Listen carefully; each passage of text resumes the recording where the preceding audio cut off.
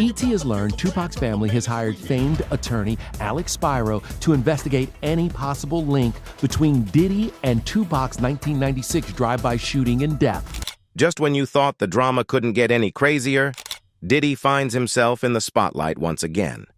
Indeed, following Diddy's recent arrest, Tupac's relatives are speaking out, raising questions about his involvement in past controversies surrounding the legendary rapper's life and untimely death. With emotions running high and long-buried secrets threatening to resurface, this explosive situation promises to unveil new insights and perspectives on one of hip-hop's most enduring feuds. Are you ready for this thorny investigation? Let's get started. Do you know what horror happened to Tupac Shakur nearly 3 decades ago? On the evening of September 7, 1996, rapper Tupac Shakur, one of the most influential artists of his time, was riding in the passenger seat of a sleek black BMW. The car was being driven by Marion Suge Knight, the head of Death Row Records, the powerhouse label that had propelled Tupac into superstardom. As they made their way through the neon-lit streets of Las Vegas, the atmosphere was electric. The duo was en route to Club 662, a nightclub owned by Knight himself. They had just left the MGM Grand Hotel, where Tupac had attended a Mike Tyson boxing match earlier that evening. The event was a gathering of celebrities, and Tupac, always the life of the party, had been in high spirits, mingling with friends and fans alike. However, lurking in the shadows were dangers that Tupac could not foresee, remnants of a long-standing feud between East Coast and West Coast hip-hop artists that had dominated the music scene in the years leading up to this fateful night. As the black BMW approached a red light just a block from the famous Las Vegas Strip, a white Cadillac pulled up alongside them.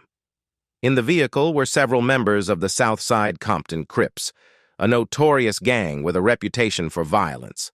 Among them was Orlando "Baby Lane" Anderson, who had a known history of confrontations with Tupac. In fact, just hours before the shooting, Tupac had been involved in a physical altercation with Anderson at the MGM Grand, an event that would prove to be a crucial turning point.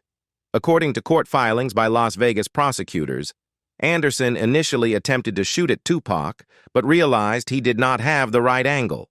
Instead, he handed off the semi-automatic firearm to his accomplice, DeAndre "Big Dre" Smith. In a sudden burst of violence, Smith opened fire on the BMW, unleashing a barrage of bullets that would forever change the landscape of hip-hop. Tupac was struck multiple times, suffering grave injuries. Suge Knight, seated next to him, was also hit, but would ultimately survive. The attack left Tupac critically wounded, and he was rushed to the University Medical Center of Southern Nevada. Despite the best efforts of medical personnel, he succumbed to his injuries 6 days later, on September 13, 1996, at the age of 25. His death sent shockwaves throughout the music industry and the world at large. In a significant turn of events, the long-unsolved murder of rapper Tupac Shakur took a dramatic twist with the arrest of Dwayne "Keefe D. Davis. Prosecutors allege that Davis, a notorious gang leader, was the orchestrator of the shooting that took Shakur's life in September 1996. What makes this case particularly compelling is that Davis is reportedly the only surviving individual who was in the car from which the fatal shots were fired, a factor that positions him at the center of a decades-old mystery. The background of this case is complex, steeped in the violent rivalry that plagued the hip-hop industry during the 1990s, primarily between East Coast and West Coast artists. Tupac Shakur, representing the West Coast, was a figurehead for a generation, known not just for his music, but also for his outspoken views on issues of race, violence, and inequality.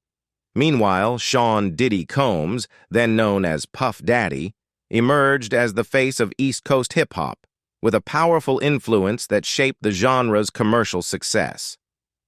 The tensions between these two camps were palpable, often spilling into public feuds and confrontations. In a July 18th court filing by the Clark County District Attorney's Office regarding Davis's bail, a trove of information came to light, including excerpts from a police interview conducted with Davis in 2009. At that time, Davis had been a confidential informant for law enforcement for 2 years, offering insight into the underbelly of gang activity and the culture surrounding hip-hop. In this interview, Davis was asked about the circumstances leading up to Shakur's murder and his alleged role in the events that transpired. What caught the public's attention in these recent filings were the numerous references to Sean Combs. According to Davis, Combs expressed a desire for violent retribution against Suge Knight, stating, "I'd give anything for that dude's head." This revelation suggests that the rivalry extended beyond mere professional competition, delving into personal vendettas that had serious implications. Additionally, Davis claimed that Combs was particularly agitated by Shakur's taunts and provocations, which may have further fueled the animosity between the two camps. In the latest twist in this long-standing saga, Dwayne Keefe D. Davis has made serious allegations against Sean Diddy Combs. In a previous interview with authorities, which has been highlighted in the ongoing investigation, Davis claimed that Combs solicited him to kill both Suge Knight and Tupac Shakur. According to a report from the DEA and the U.S. Department of Justice regarding a 2008 interview with Davis, he asserted that Combs expressed a strong desire to eliminate Knight and Shakur. Davis alleged that Combs said he needed to get rid of Knight and Shakur, and even offered him a staggering $1 million to handle the problem. These claims have added a sensational layer to an already complicated narrative that involves some of hip-hop's biggest figures.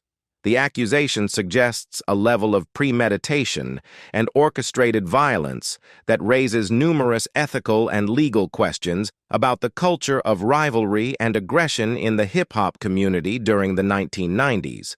However, Sean Combs has consistently denied any involvement in Tupac's murder or any solicitation for violence against him or Suge Knight. He has long maintained his innocence, stating in numerous public forums that he had no knowledge of any plans to harm Shakur or Knight.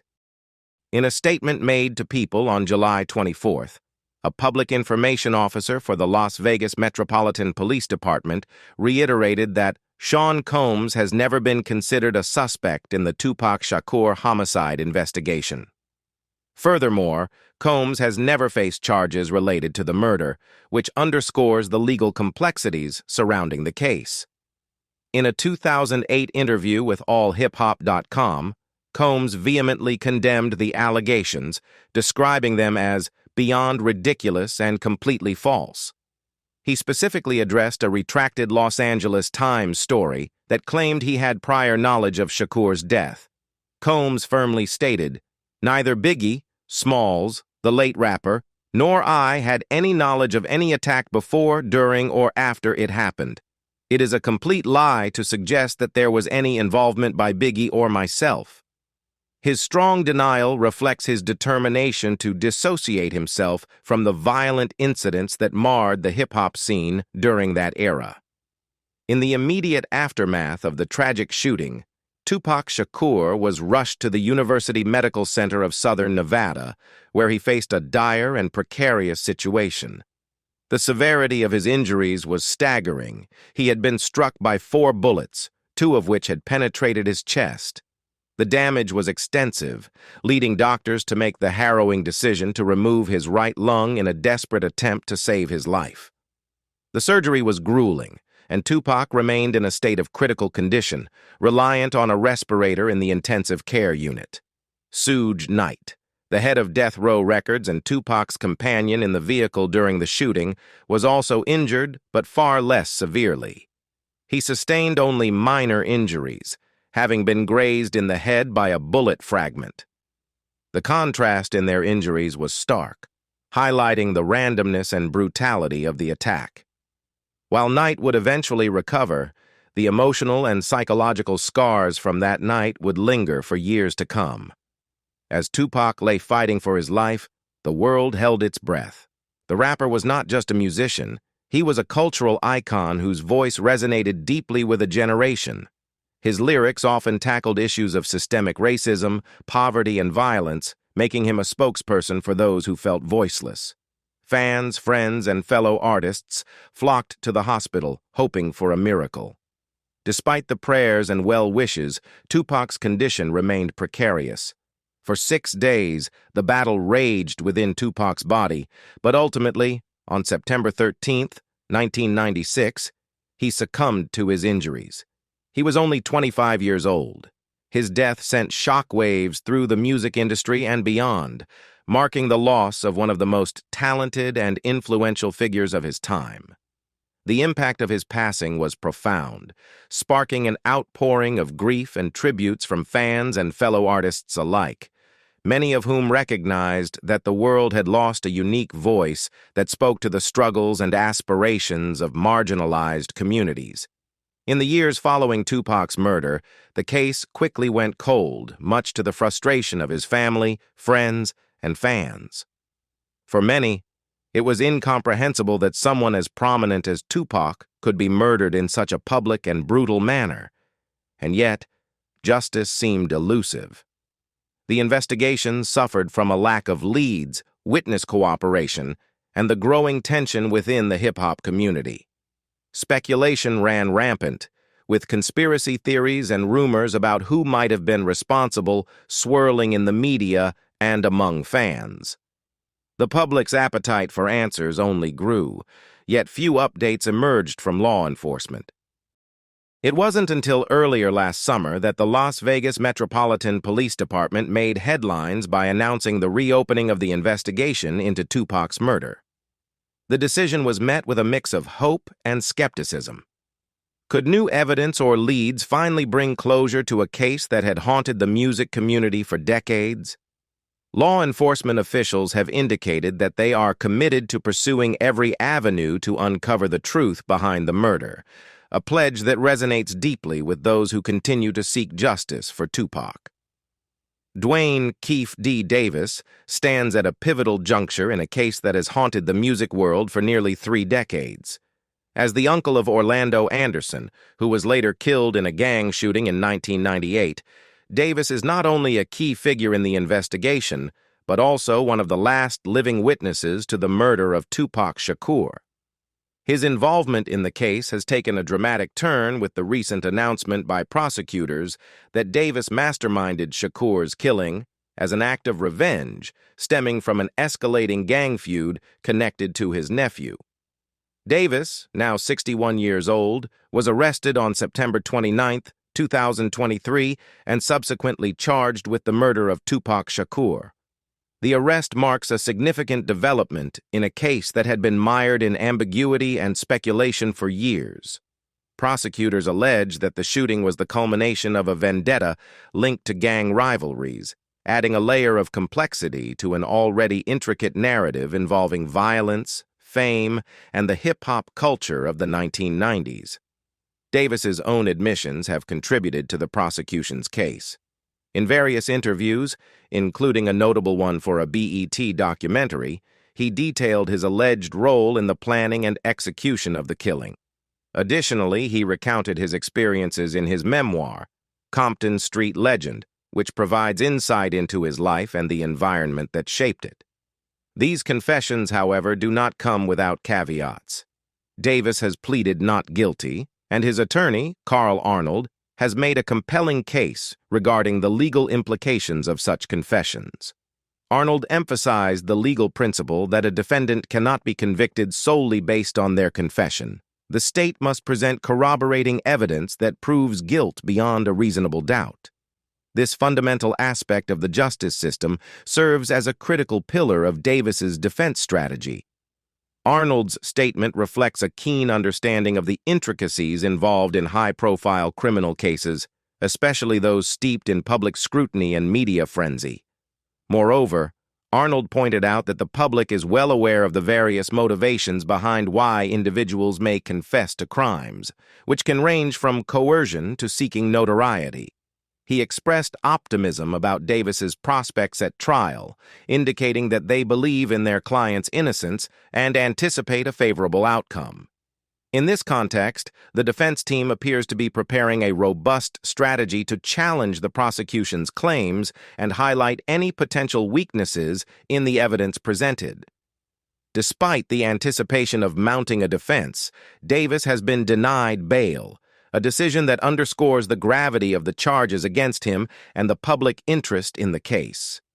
Being held in custody as he prepares for trial adds significant pressure on Davis and his legal team as they work to navigate the complexities of a case that has captivated audiences for decades.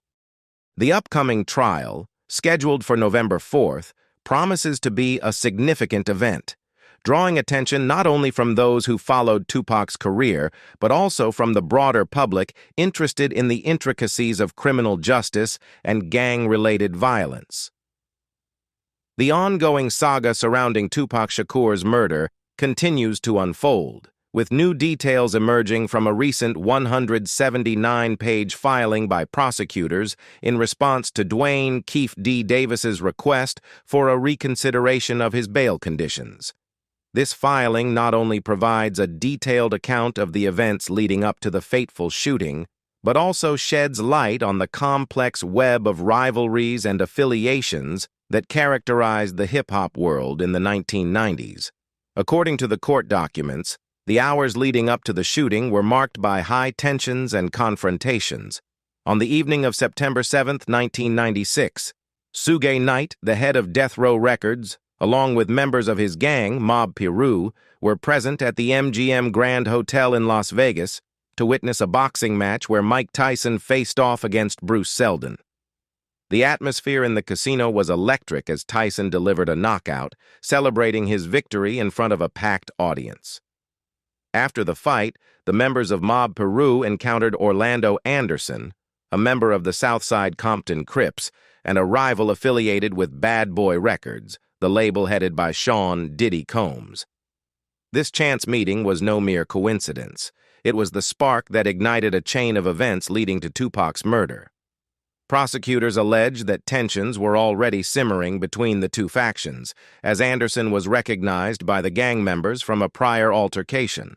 They recalled an earlier incident in which Anderson had attempted to steal a death row necklace from Trayvon Trey Lane during a brawl.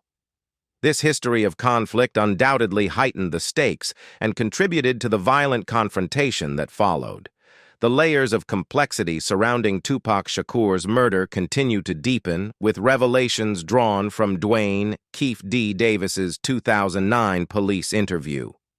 In this interview, Davis provided a narrative that not only implicates himself, but also outlines a chain of events that would lead to one of the most notorious murders in hip-hop history.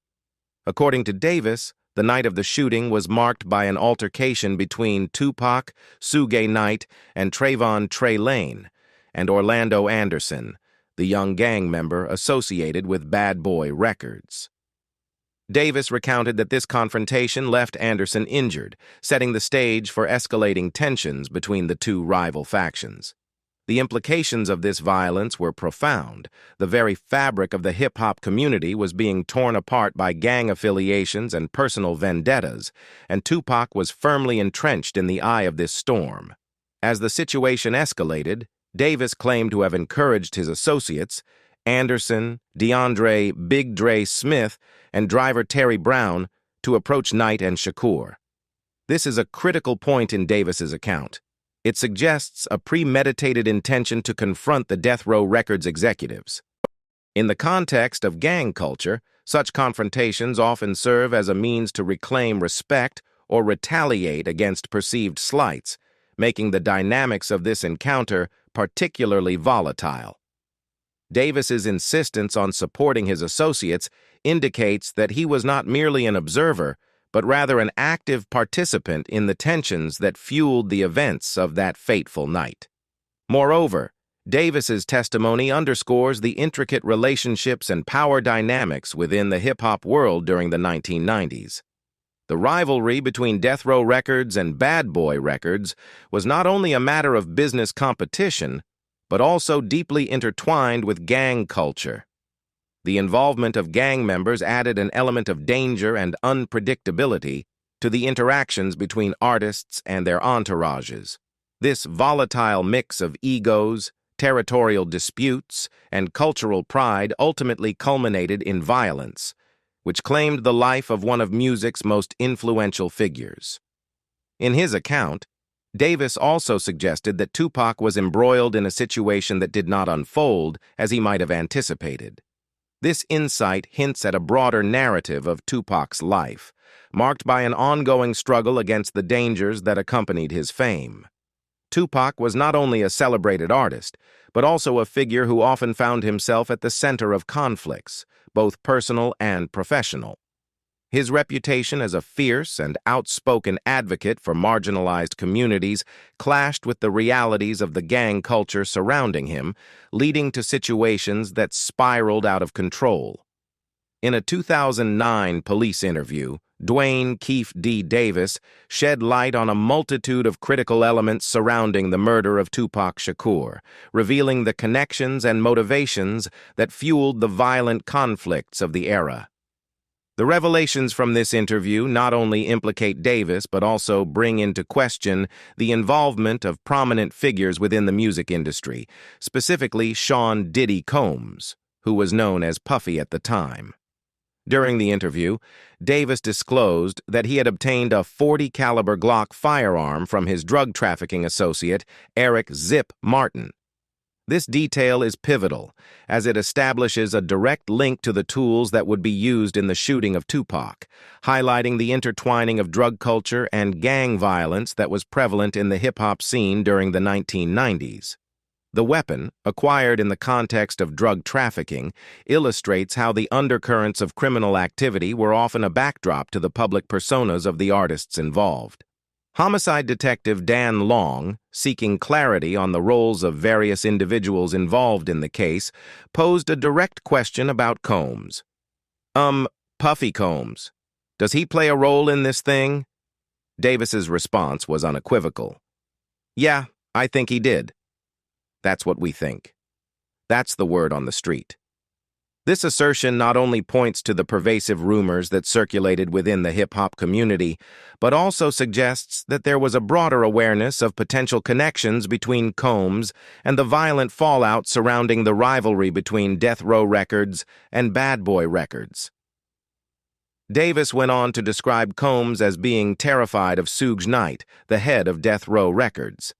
According to Davis, there was a pivotal moment when Combs allegedly expressed his disdain for Knight in front of a group of approximately 45 men, stating, "Man, I would give anything for that dude's head." This comment, uttered in a public setting, underscores the palpable fear that Combs harbored regarding Knight's influence and reputation within the industry. The fact that he made such a statement in front of a crowd further illustrates the toxic atmosphere of competition and hostility that permeated the relationships between artists and their respective entourages. When asked by his attorney if Combs was implying that he would pay to have Knight killed, Davis confirmed, Yeah, he said it."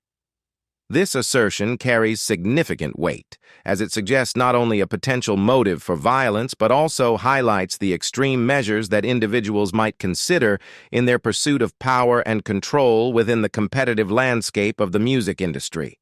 The notion of hiring someone to carry out a violent act speaks volumes about the desperation and fear that existed during this tumultuous period, where alliances could shift rapidly and betrayals could lead to fatal consequences.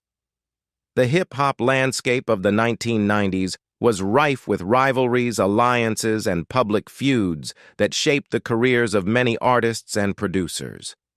One of the most infamous and consequential of these conflicts was between Suge Knight, the formidable head of Death Row Records, and Sean "Diddy" Combs, the powerful figure behind Bad Boy Records.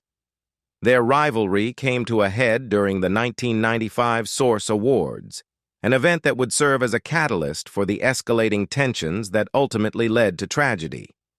During the Source Awards, Knight seized the opportunity to take a veiled jab at Combs without directly naming him, Standing on stage, he proclaimed, "Any artist out there that want to be an artist and stay a star and don't have to worry about the executive producer trying to be all in the videos, all on the record, dancing, come to death row." This proclamation was a clear critique of Diddy's flamboyant style and the way he integrated himself into the artistic presentations of his artists.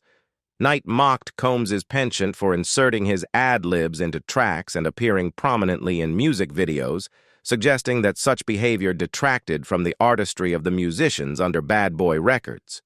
Davis, in his recorded statement to police, elaborated on the tension between the two moguls. He remarked, "It was real embarrassing the way he did it."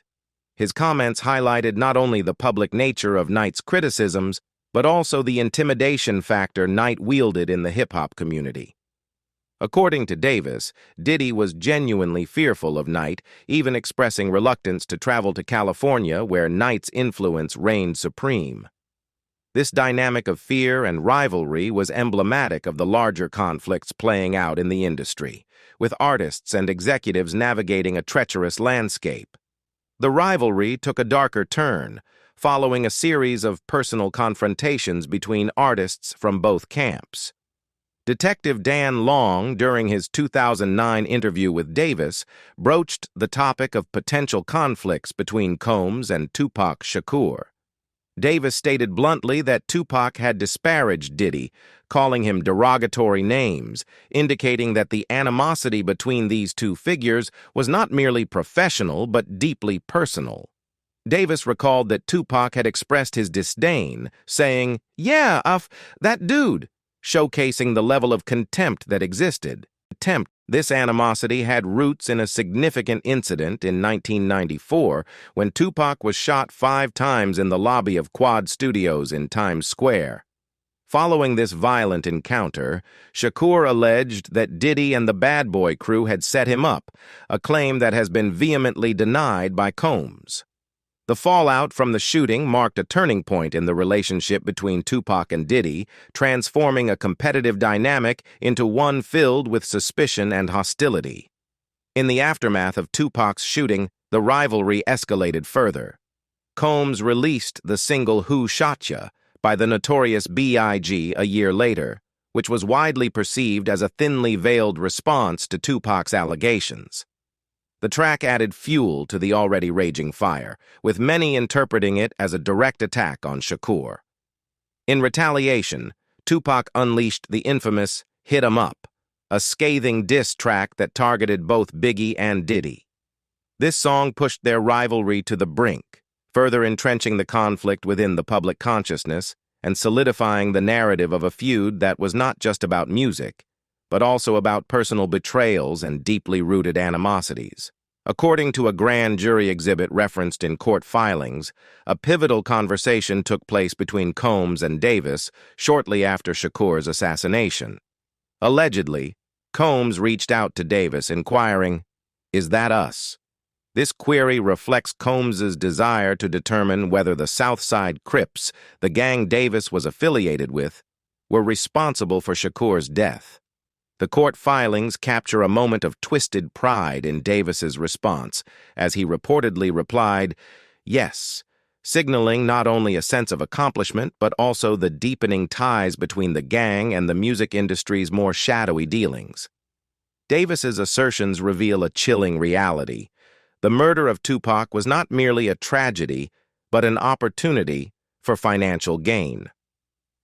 In his 2009 police interview, Davis articulated this sentiment, noting that he felt a sense of anticipation, saying, "I knew we were like, damn, we can get paid now." This acknowledgement hints at a grim acceptance within certain circles that violence could lead to financial reward, a reflection of the ruthless environment that often characterized the hip-hop scene. Several months after Shakur's death, Davis recounted meeting with Eric "Zip" Martin at a Hot Wings restaurant in Los Angeles. While Davis claimed to have had considerable financial resources at that time, he expressed a desire for his nephew Orlando Anderson and his crew to be compensated for their involvement. This interaction underscores the ongoing financial motivations that persisted even in the wake of violence. Davis relayed that Martin had promised to check with Combs about sending money to them, yet this promise was never fulfilled, reflecting the transactional nature of the relationships that had formed amid the chaos. In his candid conversation with police, Davis expressed regret over his association with Combs, stating, "I wish I never met Puff Daddy, period, I swear to God. He messed up my life, man. I was rich, up under the radar, all that, man. It's all gone." This declaration is laden with a sense of loss and bitterness, highlighting how the pursuit of fame and association with influential figures can lead to profound consequences. Davis's regret underscores the duality of life in the music industry, where the allure of wealth and fame often comes hand in hand with danger and unpredictability. What do you think about Diddy's connection to Tupac's death? Leave us your comments in the section below. We hope you have found this helpful video. Don't forget to leave a like, share, and subscribe to the channel if you like it. Thank you for watching this and see you in the next videos. Goodbye.